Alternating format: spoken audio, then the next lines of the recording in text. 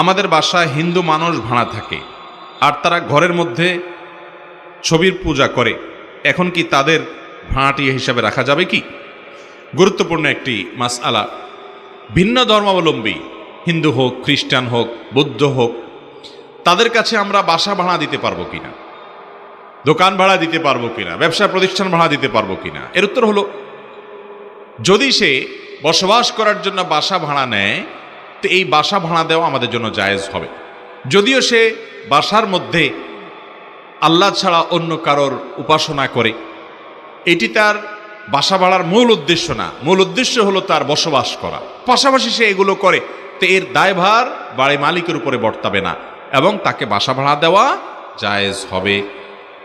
কিন্তু যদি উপাসনার জন্যই সে ভাড়া নেয়, অর্থাৎ শিরক করবে, উদ্দেশ্যই হলো মূলত শিরকি কাজ করবে, কুফরি কাজ করবে, ওইটাই তার উদ্দেশ্য, বসবাসটা উদ্দেশ্য নয়, তাহলে সেক্ষেত্রে সেটার জন্য সে একজন ইমানদার তাকে নিজের বাসা, নিজের স্থাপনা ভাড়া দিতে পারবে না, কারণ সেখানে সরাসরি অন্যায় এবং শিরকের কাজে সহযোগিতা হয়।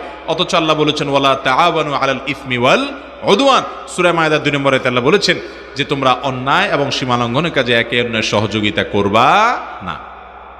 অতএব বাসা ভাড়া দেয়া যাবে।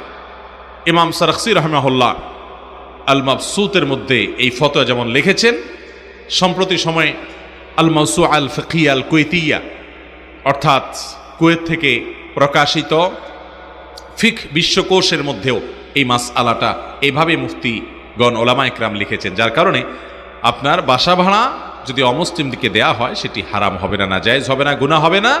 তবে ইবাদতের জন্য, তারা উপাসনার জন্য যদি কোনো ভাড়া নেয় তো সেটা দিলে গুনাহগার হবে। ঠিক একইভাবে ব্যবসা প্রতিষ্ঠান যদি আপনার কাছ থেকে ভাড়া নেয়, যেই ব্যবসা সেখানে করবে সেটা বেসিক্যালি হারাম ব্যবসাই করবে, আপনি জানেন, ওই ব্যবসাটাই ফিক্স, তাহলে তার জন্য আপনার তাকে ব্যবসা প্রতিষ্ঠান ভাড়া দেওয়া জায়েজ হবে না। কিন্তু যদি তাকে ধরেন আপনি এমন কোনো ব্যবসা প্রতিষ্ঠান করার জন্য ভাড়া দিলেন যেখানে সে হালাল কাজও করবে, হারাম কাজও করার সম্ভাবনা আছে, তাহলে এটা আপনি তাকে ভাড়া দিতে পারেন, কারণ নিশ্চিতভাবে সে হারাম কাজের জন্যই এটা নিচ্ছে, এমনটি চূড়ান্ত নয়।